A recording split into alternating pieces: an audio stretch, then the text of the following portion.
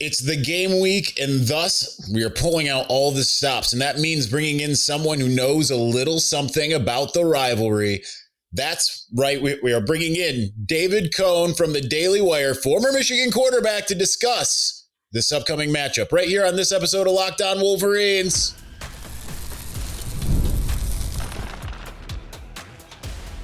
You are Locked On Wolverines, your daily podcast on the Michigan Wolverines, part of the Locked On Podcast Network, your team every day. Happy Tuesday. We are back and doing it. Locked On Wolverines podcast, part of the Locked On Podcast Network, where it's your team every day. I am your man on the ground, Isaiah Hole, publisher of Wolverines Wire through USA Today Sports Media Group. Thank you to all of you who make us your first listen, and thank you to all of our everydayers out there. David Cohn, he is a man that does not need much of an introduction, but former Michigan quarterback, Daily Wire, host of Crane and Company, which is honestly one of the best sports shows out there, if not the best, to be honest. But he's outnumbered by the two Crane brothers. David, so happy to have you, man. Isaiah, thanks so much for having me, man. I'm pumped to be here this week of all weeks. Well, let's start off with, I really want to discuss the fact that, like, I sat and watched a bunch of Ohio State media podcasts and things of that nature over the last 2 evenings. No one outside of, and because even the national media, like watched Ari and Andy, right? It's Andy and Ari, I think. I don't know.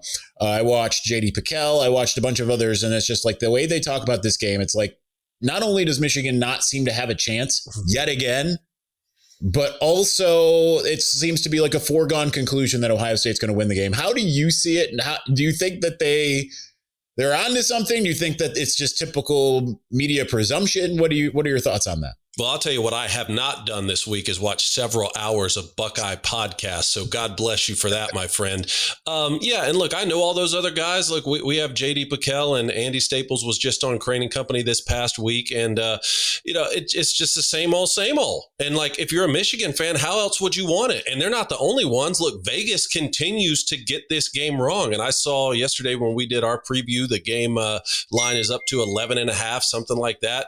Isaiah, can you remind me what it was a year ago? Was it 3 touchdowns and a hook, I believe? And Michigan won that 13-10. So as far as I'm concerned, this is fantastic. Just continue to doubt this program in this game, and hopefully it'll go like it has gone the last 4 years. Yeah, I started to feel coming into the Maryland week, like, okay, like Ohio State should win the game. Before I started looking at the stats, it's just going off of eye test, watching Ohio State, having watched Michigan turn the ball over a bunch of times and all those kind of things. I started to kind of get into the mindset that, okay, they're gonna end up losing this one. That's unfortunate. But then they kind of started to shift midweek last week when it just all of that talking, because I feel like that feeds into Michigan. And I understand the people in the media, they're not playing in the game, and Michigan will say up and down, we don't hear this stuff and whatever. I feel like they do, and I feel like they play better when they are doubted. But how much confidence do you feel like you've maybe gleaned from the fact that Michigan played its most complete game to this point against Maryland? As someone who has been in this building for this week, it's hard to even describe how awesome it is. I mean, there's just an energy and electricity that's really nonverbal that you can just absolutely feel. And it's not that you don't take every other game on the schedule seriously, but there's something about this week, even as someone from South Georgia, right, whose mother's from Columbus, Ohio. So any affiliation I had with the rivalry growing up was on that side a little bit, but you are steeped in this very quickly. So quite frankly, it doesn't matter what happened last week. Michigan, if Michigan had lost last week or lost the week before that and their college football playoff hopes were dashed, I just don't think it matters that much, because this week is such a special microcosm of the entire year. And Michigan has turned the tide in this game, right? Michigan has taken this rivalry as seriously as you possibly can. And you can't beat a program like the Buckeyes. I mean, they had been the gold standard for so long there, not only throughout my 4 years, but really 15, 16 years there.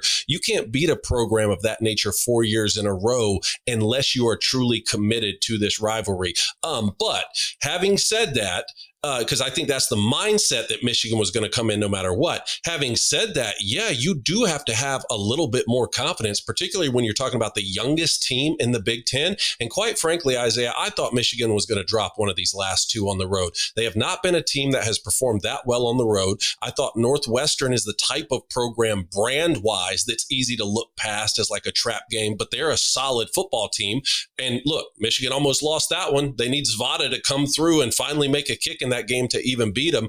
And then Maryland on the road the week before your biggest rivalry, and you're trying to be not only in the college football playoff hunt, but possibly the Big Ten championship hunt. I thought that thing could get weird. It was not. I thought Michigan performed as well as they had on the road. So yeah, going back to back on the road before you get the Buckeyes at home on a 4-year win streak. I mean, I don't really know what else you would want right now if you're a Michigan fan, but to try and make this thing 5 in a row. Echoes of 2021 in some degree. I feel like it's anytime that you start to hear, just kind of, I guess, continuing my last thought, anytime you start to hear things that sound like foregone conclusions, coronations, it kind of almost doesn't matter to me. It's just like, well, then the team that is, or person, or whatever sport it is that you are doubting is going to end up being the one that wins. It's unscientific, but it dates back to, for me, 2004, the Detroit Pistons against the Lakers. Yeah. It was a foregone conclusion. I literally read an article in the LA Times of like, throw the parade now, because this is just a celebration of all things Lakers. The Pistons they don't even have to show up. And it's kind of weird to me that Michigan's getting this treatment because the offense is so much better than it was last year. And the defense, it doesn't look the same, but statistically it is the same, essentially. They're doing the same types of things. I want to continue this conversation on the other end as we kind of delve a little bit deeper and get more of your thoughts of this Michigan-Ohio State rivalry. Let's do that here in just a moment. But before we do, the NBA is back, and there's no better place to get in on the action than FanDuel, the official sports betting partner of the NBA. Even if you missed the start of the game and you want to ride that hot hand, FanDuel has live bets on everything from who will score next to fourth quarter comebacks. Plus, you can even combine your live bets into a same game parlay for a shot at a bigger payout. It keeps every game exciting, especially when your team's making that late push. Right now, FanDuel is giving new customers $300 in bonus bets when your first $5 bet wins. So head to FanDuel.com to get started. Play your game with FanDuel, the official sports betting partner of the NBA.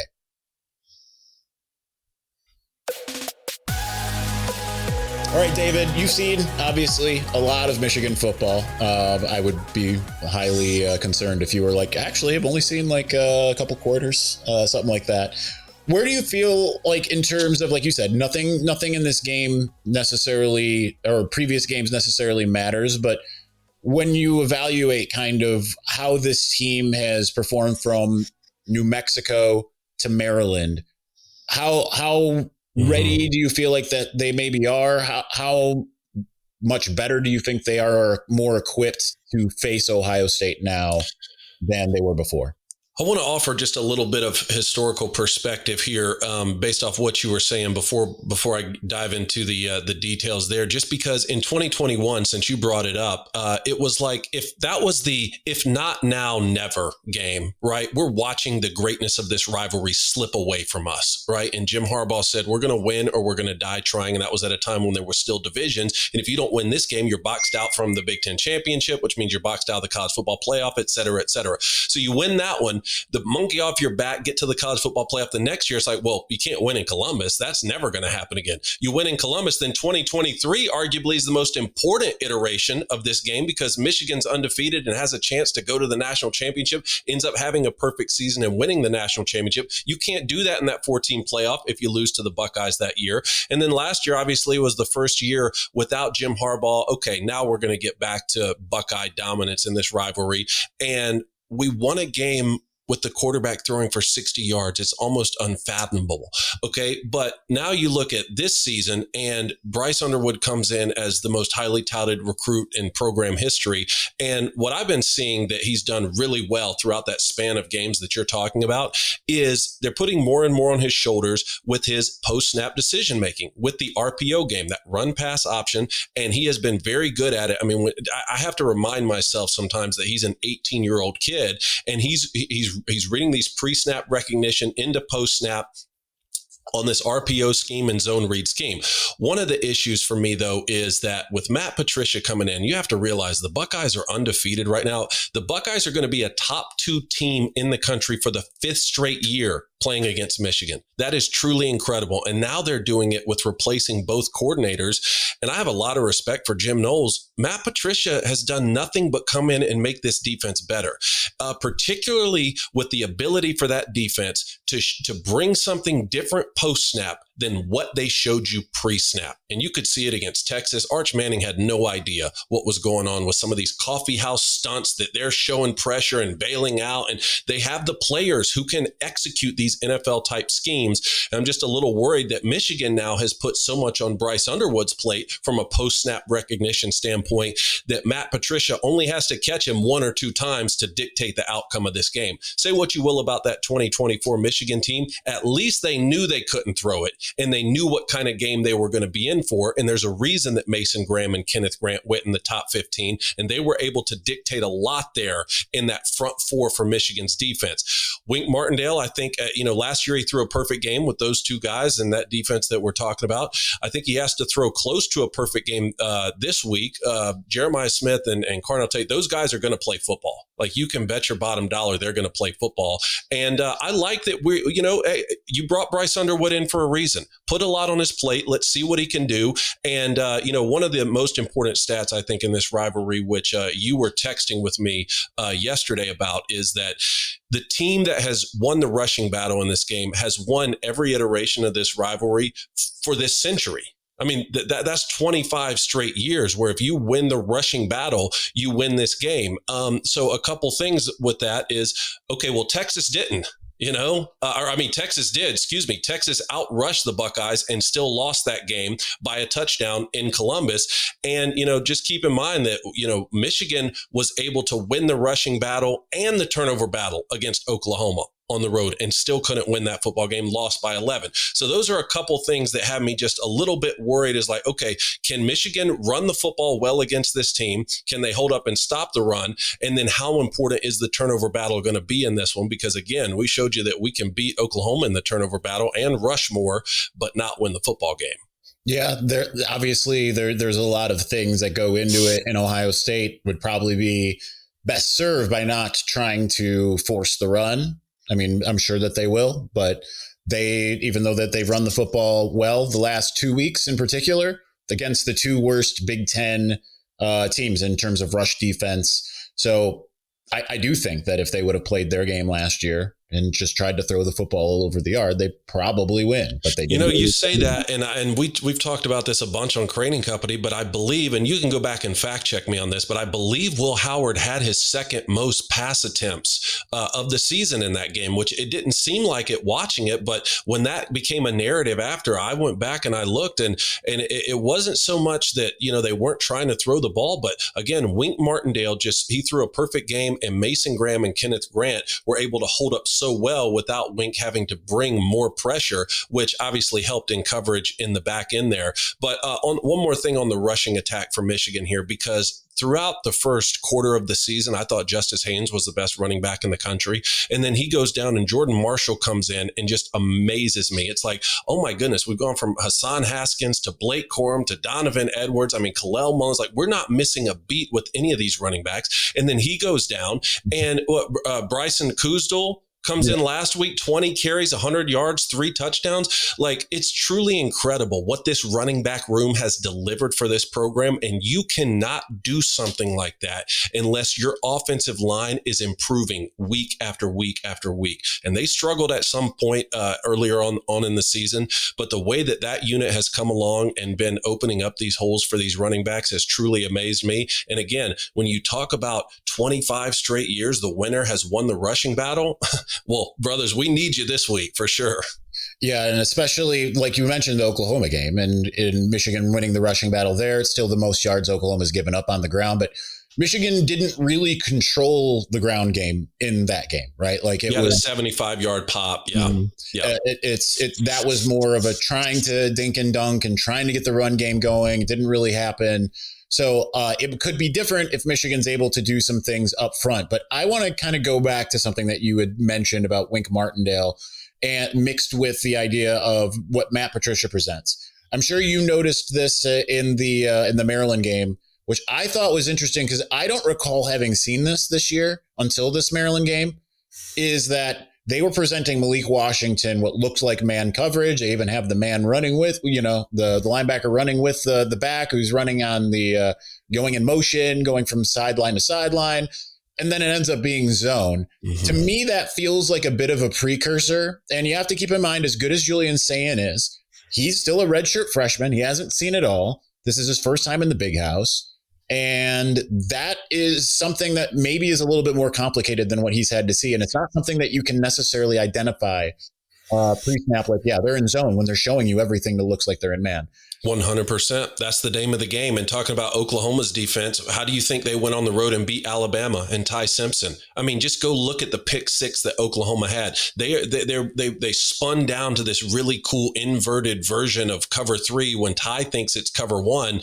Again, giving you something different post-snap than pre-snap. Else these really good quarterbacks are going to pick you apart, like Ty Simpson has done everyone else, like Julian Sayin has done everyone else. But yeah, I'm glad you brought it up because look, there's a young quarterback on the other side of this too. And I guarantee you some of the stuff you're talking about against Maryland and some of these other games, Wink Martindale is showing that to set up for this game. And undoubtedly the Buckeyes have shown stuff to set us up as well. I mean, that's just the nature of these really good play callers. And I'll give you another example of what you're talking about. Kirby Smart. You think Kirby Smart's been able to beat Steve Sarkisian 3 straight times, 2 last year and this year in Athens by just, running basic stuff? No, the schemes have been incredible, and you can only call complicated NFL schemes if you have the players to pull it off, because all it takes is one guy misaligned on one play that can lose you some of these high stakes football games. So again, I can't wait for this one. And the Buckeyes deserve all of the flowers that they've been getting. At the same time, how good are they really? I mean, everyone has said, well, they haven't been battle tested as if it's some knock. But in my opinion, they haven't been battle tested because they are so good. They haven't had to be battle tested. And there's different ways you can be battle tested, either playing really great competition, which I think they opened up with a solid Texas team who hasn't quite lived up to the hype, but that's still a really good football team that you beat by more than a touchdown. Or one week you play down to your competition, but find a way to get a win towards the end of the game. That's another way to be battle tested. And so I think that Michigan coming in with some of these battle scars throughout the season, particularly the embarrassment that happened in the Coliseum when USC didn't just beat you. It wasn't just like Lincoln Riley put up a bunch of points and beat you. I mean, they out-physicaled you on both sides of the football. I think that those kind of performances are going to serve Michigan well in a game like this when they get to be at home in the big house. Yeah, you hope so at least, right? Because I think that's kind of part of the thing is seeing that game at the Coliseum. It makes you kind of almost have PTSD as someone watching it because it's like, that that's a possibility and you hope that it's not because you've also seen things like, the game in Columbus last year. Let's continue this conversation on the other side. We're going to do that here in just a moment. All right, David, I want to get into kind of more your expectations and thoughts of this game rather than just kind of the analysis of. So how in your estimation, does Michigan win this game? Well, again, if you ask me what the box score looks like, you got to win the rushing battle. I would say that for sure. I would say you have to at least tie in the turnover battle if you're not going to outright win the turnover battle. How many times does Julian Sayin need to throw it? That's an interesting one, because if you said like, hey, Julian Sayin's going to throw it 45 times in this game, I would say, man, that's a lot. But the Buckeyes could win with him throwing that many times, and they could lose with him throwing that many times. So that one I'm kind of staying away from right now. I feel like you have to win the penalty battle. I know it seems, like, okay, well, if you were tied in penalties or committed a couple more, you still have the home field advantage and could overcome that. And maybe Michigan could, but I think you'd have to win the penalty battle. And then I think Zvada needs to make his kicks because, there's a reason he's an All-American a year ago. He has not performed up to that expectation this year. Thank goodness he hit the one against Northwestern. That's why we're even still talking about the possibility of Big Ten championship and college football playoff hunt. But he missed 2 kicks before that. He has not been the same football player. All of that can be totally redeemed this week, because I just don't see a world in which if Michigan's getting in the red zone, but they're not scoring touchdowns on that drive, you've got to at least come away with 3. And he's going to need to be a big part of that. It's kind of funny you mentioned that, because when I think of, obviously you think of last year's game, you think of Zavada having the 2 clutch, including the game-winning field goal. But 2019, last time Michigan lost the game, you kind of knew what game it was going to be for Michigan when Quinn Nordin missed the extra point on that opening drive touchdown. Yep. So it's all, I would say all of these things need to work together, but I would say also each of the last 4 years, as I've kind of looked into this, every time I say something definitive, like if Michigan does this, there's no way they win this game. Like I think turnovers has been a big thing. I think so. You nailed it when you said at least tie the turnover battle, because last year I said, and I said this in 2021, you cannot turn the ball over. You turn it over once, game's over. They ended up turning the ball over in both and still won. Yep, 100%. And a couple things off that. What is that turnover, and how did you turn the football over? And my mind is specifically going to, does Bryce feel the need to be Superman in this game? And is his confidence high enough, like in the first half, because he's playing well, that he feels like Superman and he gets away on a scramble, takes off for 15, and then they jar a ball loose, when we're down by 3, and that's a fumble. And how does their offense then go take advantage of that? Again, if Bryce is playing well enough because he's playing Superman ball and he turns it over one time, again, that's the kind of stuff that you can get away with when you have someone of his caliber playing quarterback. Last year, there wasn't anything positive to offset any possible turnovers. And so the schematics of what we're talking about and sort of how the game needs to be dictated was going to play out a little bit differently. But it's still, you can't turn the football over against a team like this and expect to win. Now, talking about Bryce in the run game, again, his legs are a big factor here, particularly in zone read. This does give us an advantage with a quarterback that is as mobile as Bryce Underwood is, and particularly if he's truly reading these and they're not predetermined and called pre-snap. Because if they want to load up the box, again, not only does he have the option to pull that and run it, but he has vertical relief there in the RPO game, or what Michigan's been doing more often than not is slant relief there with McCulley and Marsh. And look, I think they both need to have a big day. It could be as simple as, look, Marsh needs to show out if McCulley's getting most of the attention. But to me, Marsh is the superstar that is just absolutely coming on the scene. I think he could be one of the greatest wide receivers to play at Michigan, honestly, if he really does all the work that he needs to and continues to develop throughout his career there and stays there. In this era where players leave so frequently. So if Marsh is getting most of the attention, even if they dedicate a bracket to him or put Caleb Downs on him, then McCulley needs to come on strong. But I think both of them need to make their impact known on this game for Michigan to win.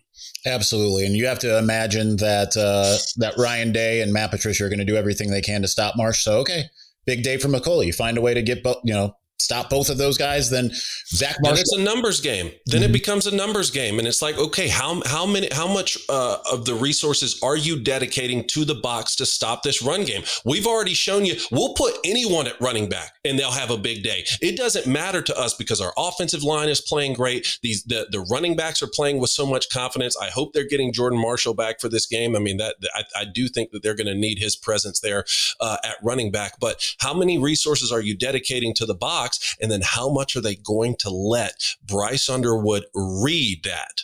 right? How much because if you're getting into a chess match every single play against Caleb Downs, I think that favors the Buckeyes. And it's not that Bryce Underwood's not going to be, I mean, he might be the greatest player to ever play at Michigan when it all is said and done, but Caleb Downs is an All-American for a reason. He's going to be a top 10 pick. If you're going to read him every single play based off of whether it's run or pass in the RPO, again, I think he's going to get you a time or two. And Michigan knows all this. Like these guys have forgotten more football than I've ever known. So they're going to have a plan based off a plan. They're going to have a plan B and they're going to have a plan C.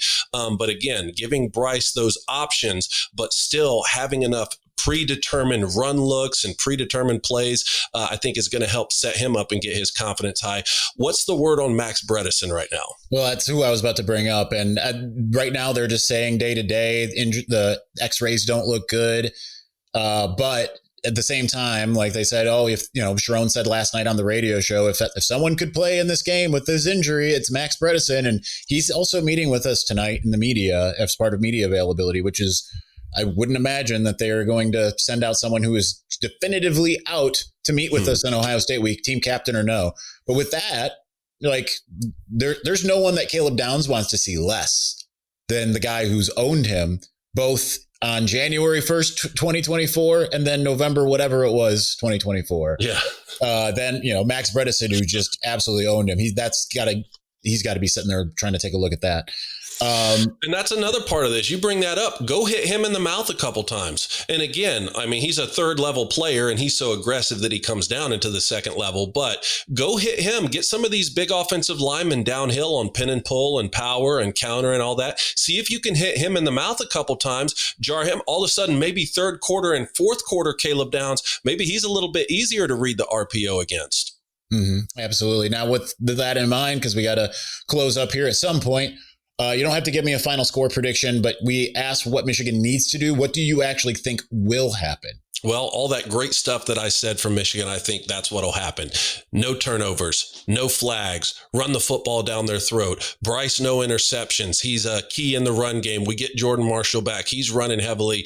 And then Wink Martindale on the defensive side of the ball. I mean, look, you got to do the best you can to shut down who I think is really a premier player in the country. And Jeremiah Smith is truly incredible. And as if he's not enough, you got Carnell Tate too. But every year I've seen the Buckeyes have a dynamic duo at wide receiver, right? Every single year they have guys who are playing on Sunday. I mean, their wide receiver room is so infamous. They've got it's become a meme with the names on the back of the jerseys all sitting on the bench. Well, that's where I hope they are. I hope they're on the bench. I hope they're on the bench because Michigan's offense is able to move the ball consistently. I want 3, 4, 5, 10-plus play drives in this game for Michigan. Man, that would really be something. And then Zvada to make his kick. All that stuff I think really needs to happen for Michigan to win this football game. So give me the good guys. I'll say 27-24 in this one. Yeah, I think it's going to be close. I've talked myself into with that article I sent you that I wrote. I went from being like, yeah, I think that Michigan's, an underdog for a reason to kind of being like, I think they're being overlooked. And I kind of think that they'll win the rushing battle and ultimately win this game. So that is going to do it for us today. Thank you so much to David Cohn. I was trying to say Crane and Company and David Cohn at the same time, but you should watch Crane and Company. If you don't, you should find them on whether you use YouTube, wherever you get your podcast, Daily Wire Plus, various ways that you can catch him and that show, which is incredible. Thanks to David. We will talk to you again soon. Thanks for watching. Thanks for listening. Peace.